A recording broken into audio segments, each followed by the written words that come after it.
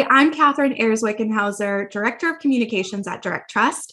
And today I'm so excited to be joined by Amy Shellhart from WellSky, who's recently been named one of our interoperability heroes. Amy, welcome. Will you please introduce yourself and tell us more about WellSky?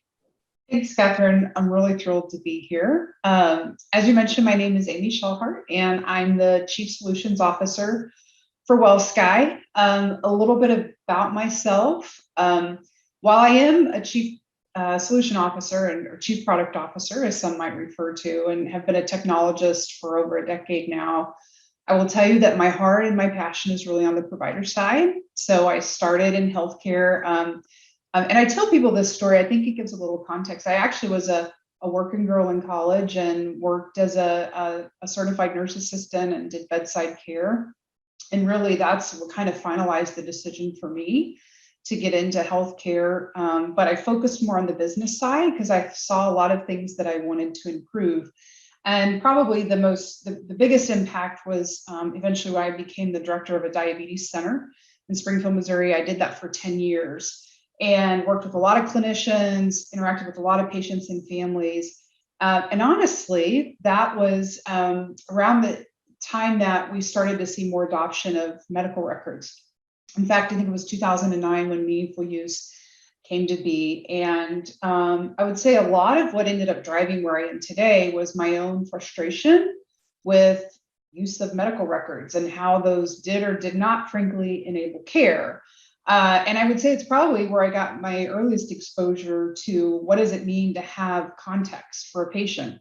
What does it mean to know their history? And what does it mean to be able to use that to make a plan of care for them?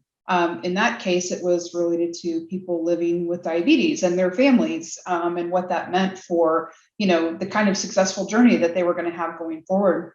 But I made that shift from being on the provider side to moving to the technology side in roughly 2010, 2011. And so it was then that I really started to give a lot of feedback about what does the technology do and not do for the teams that I was serving. And that's when the company that I worked for at the time said, we really appreciate the perspective that you have from the provider side, and we want you to drive product for the design of our next generation of solutions. And so that's really what got me into technology. And as far as WellSky, WellSky is a leading technology provider. We provide software solutions, analytics, and services that focus on serving both the community and the healthcare organization to improve patient outcomes, really improve the cost and quality of care.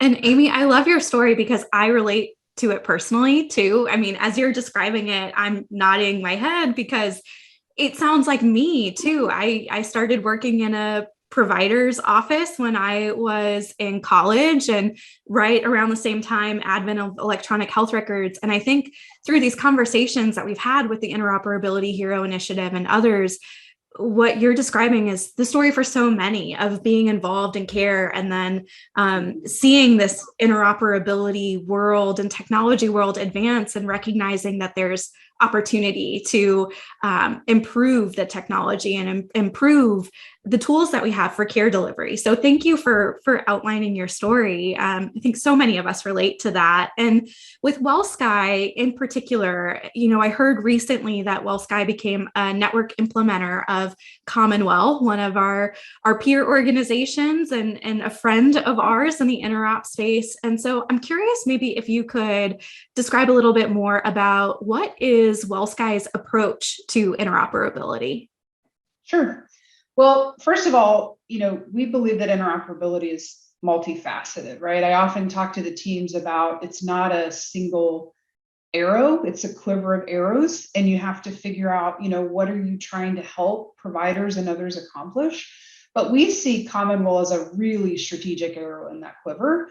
As it's not-for-profit organization, Health Alliance. It's really, technology vendor agnostic, and it's really intended and was intended from the onset to kind of improve the way that we're able to exchange information. And so we saw it as one, frankly, a responsibility on behalf of our providers to bring them to that network for bidirectional reasons. And what I mean by that is, one, we represent such a significant portion of post-acute care, frankly, an area that tends to be a little bit invisible in the longitudinal care of a patient, and we need to change that. We need to make that more visible. And so we saw an opportunity to contribute to the network, but also for our clients to get so much better access to information than they have today.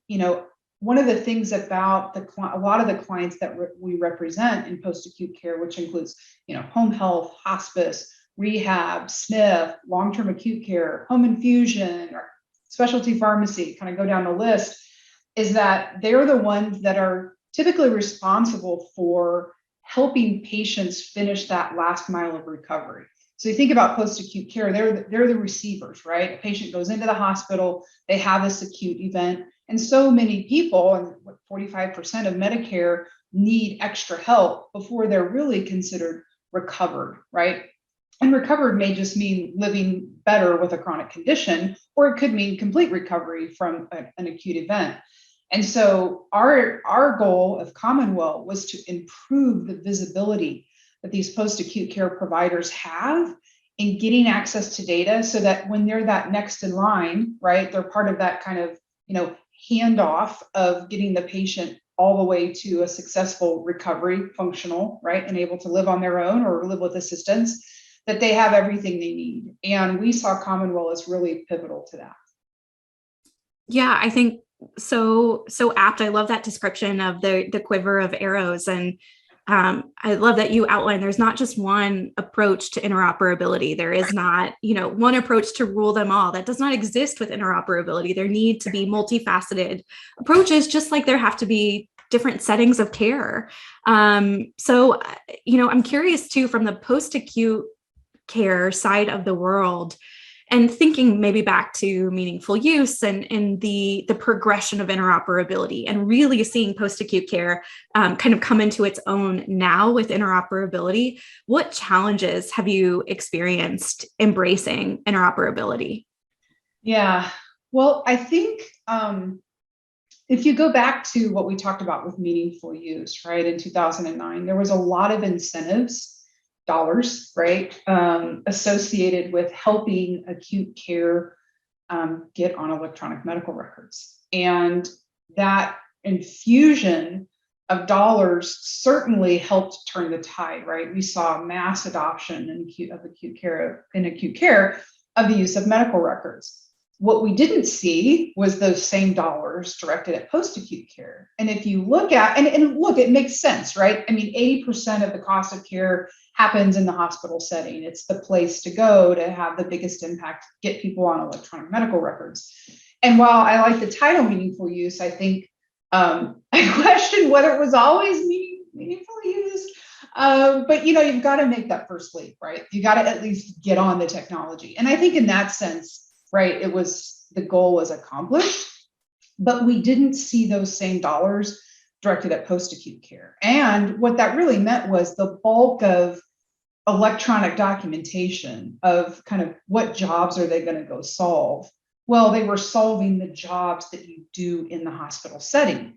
And so those other jobs still needed to be solved in post-acute care. And so you saw the creation of a lot of small technology vendors who were very niche focused, who frankly make up a lot of who WellSky is today, which is we're going to go solve a particular need of documenting in the home, or we're going to go solve the need of documenting for a patient in rehab, right? Very specific, purpose-built medical records to design workflows to meet those unique environments that the meaningful use dollars in acute care weren't meeting.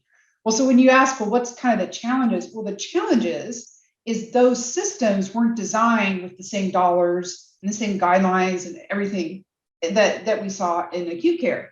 And so what happens is, as you mature those systems and as you grow, as WellSky has done, you now have to think about putting those solutions in context to larger enterprises and in context to solving some of these bigger problems that when they were created as niche solutions, they didn't necessarily think of. And so that really creates this concept that we talk a lot about, liberating the data, because this data didn't exist in large, right, EMRs. They existed in these smaller niche solutions. And so the first challenge I would say is liberating the data. And I think the exciting thing about that is I think we're all catapulted by regulatory events, right? So we've seen the Impact Act, we've seen the 21st Century Cures Act. And while we don't want to say regulations made us do it, because genuinely this is something we have set out to purposefully do, regulations has helped catapult those efforts because it's got more people thinking about it, more people focused on it. Organizations like Direct Trust, like Commonwealth, and other that are coming to the table to say, how do we also help organizations like a WellSky be successful in this process? So liberating the data, I think, is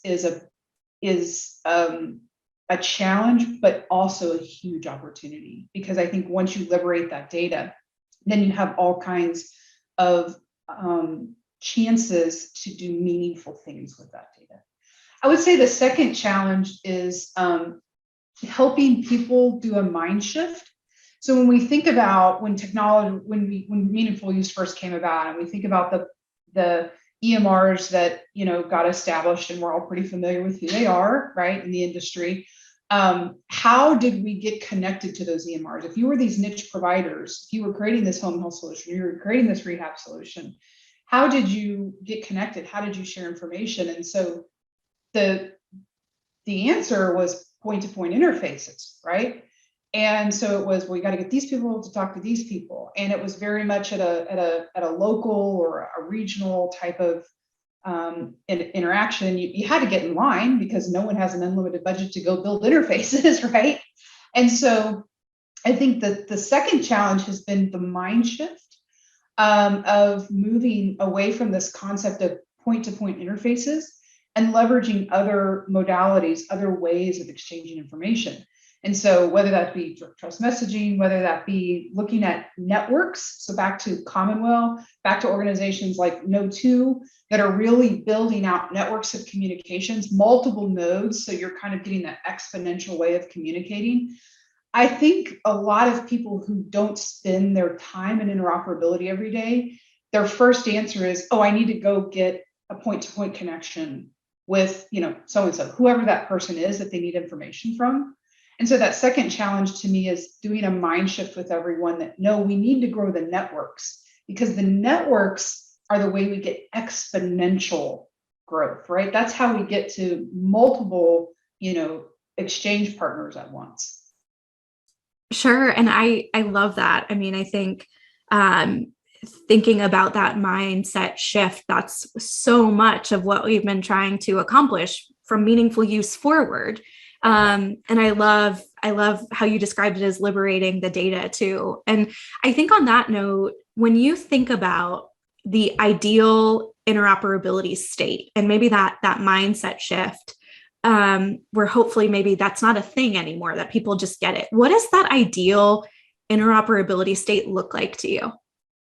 I've actually thought a lot about that. And it's complicated. It's a little bit complicated by the fact that health information is so sensitive, right? I mean, it really is. And it's sensitive not only for those of us whom our health, it's our information. And we think about, that can have a lot of private information in it, but it can also be sensitive to us, to others about us. And what I'm trying to say is, we have mental health is a really important thing to think about in how we share information with people who may be struggling with their mental health, and how much of their information and how much of the information being documented about their situation do we need to be thoughtful about how we share that, and with their caregivers and with and with others. And so the easy answer is just, well, information is available whenever and wherever needed by whomever needed. It's just ubiquitous. And I think there is a flavor to that, right? And kind of the one example I was thinking of that I can most relate to, and I don't know if you've ever used this company, it's called Plaid, but it works in banking, right? And so if I want to, connect one of my financial institutions to another one of my financial institutions, I don't have to go ask them to build an interface. I don't have to call one and say, can you please talk to the other? I log in and it says, hey, do you want to authenticate with Plaid to share your information with this other? And it's pretty rigorous, and I have to go, I have to prove who I am, and I have to prove that I have these accounts, and I own these accounts, and I have a right to merging and sharing this information. But the concept is I'm able to do that on behalf of myself. And I'm able to bring those things together so that I can get a comprehensive view of my financial situation. And I think, ultimately the ideal state for me is we have enough tools that we can enable people to self-advocate and bring their information together for those people for whom, right, they want acting on their behalf. And so there's that delicate balance of, I don't think we ever strip, right, that person's ownership of their data, but we do enable it so that once they activate that and they say, I need these people to care coordinate on my behalf, I want them to have my information, that then those systems link, and then those activities keep taking place. And then they're just taking place, right? That I don't have to keep going back every time and saying, hey, can you please give my information to this person?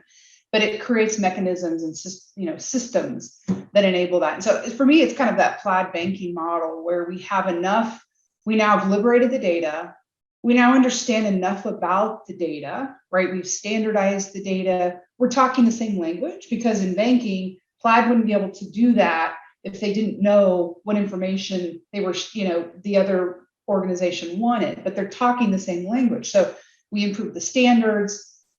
We continue to, find ways to secure the information, make sure that, only the people that are supposed to have the information, but we put the power in the hands of the person to be able to advocate for themselves and be able to have their information go to the providers that need it. So frankly, that they can have the best outcome. That's kind of the ideal state to me. It might be a little bit nirvana, but it's my wish list, right?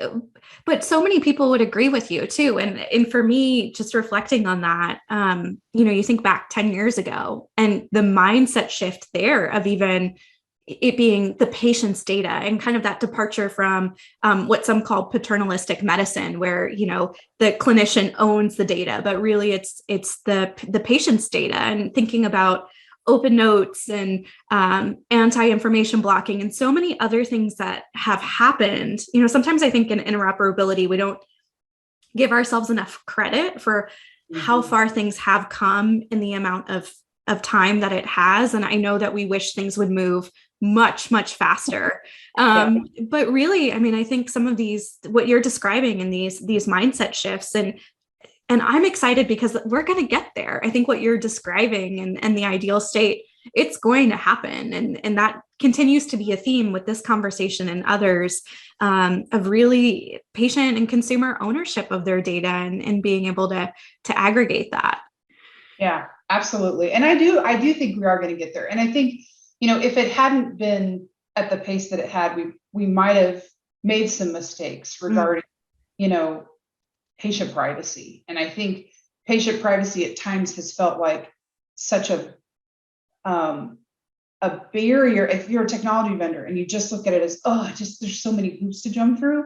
But when you step back and you look at it as a person, right, for whom that's your information, you recognize it's a really important part of the process. And, you and I have talked before, Catherine, about technology gets smarter every day, right? We can figure out how to solve for these things, and we will. And the exciting part is when we do, right? Yeah.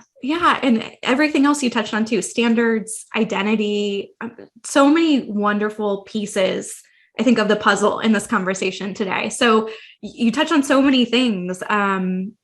Is any final thoughts or any words of wisdom that you'd like to leave with the listeners? I think right now a lot of providers and others feel like interoperability is such a challenge. And I think we have the chance to look at it as a huge opportunity. And when I think about the clients, I touched on it earlier, the clients that we represent, and I think it's from being on the provider side myself and why I feel so passionate about it, we really can change the the way that care is delivered, we really can. And we have the opportunity, I talked about representing post-acute care providers, and I talked about, patients that are coming out of an acute care setting, the responsibility and the pressure that post-acute care providers feel to help finish that last mile of care, right? And there's a lot of scrutiny on that. If you're Medicare and you're looking at how that happens, you're requiring certain assessments be done. You're trying to see, what state is the patient in when they came to you, and then that same assessment is required at discharge to see if the patient made improvements. I mean, think about the things that are happening, in those settings. Therapy, like knowing what happened during the patient's hospitalization before they get to you for therapy. Do they have a fall after their hip replacement? That might change the therapy plan that you create. Or, wound healing, right? Like, in context, does the patient have other comorbidities we should be concerned about? Oh, they have diabetes. Well, that's going to impact the way that their wound heals. So, while it's challenging for us as technology vendors to figure out ways to solve these things, I think we should just always go into it with the mindset of the opportunity and what that means for changing the experience that patients are having, the outcomes they're having, and frankly, the healthcare system that we're all paying for, and the opportunity to change kind of that cost trajectory that we see that happens a lot in post-acute care because of the fragmentation, because of what they can't see and what they don't know, right? We talk about in post-acute care, we talk about readmission avoidance. It's, we've heard that now for years. I mean, I think the first readmission penalties came out in, was it 2012 or 13? I mean, almost 10 years ago. And we're still today talking about how do we avoid hospital readmission. And you want to know how you avoid hospital readmission? You know the patient that's coming to your care. And how do you know the patient? You know them because you have the information you need. And what's the answer to that? Better interoperability solutions. So I see it as a challenge, but I see it as a huge opportunity. Yeah, I think you hit the nail on the head here. So huge opportunity. I think for me, this is also resonating with the concept of team interop. This is a lot of people coming together to make advances in interoperability, to have better patient care, better outcomes, everything you just outlined. So Amy, thank you so much for the conversation today. Lots of great wisdom shared with us. And to find more interoperability hero spotlights like this, check out directtrust.org/interophero.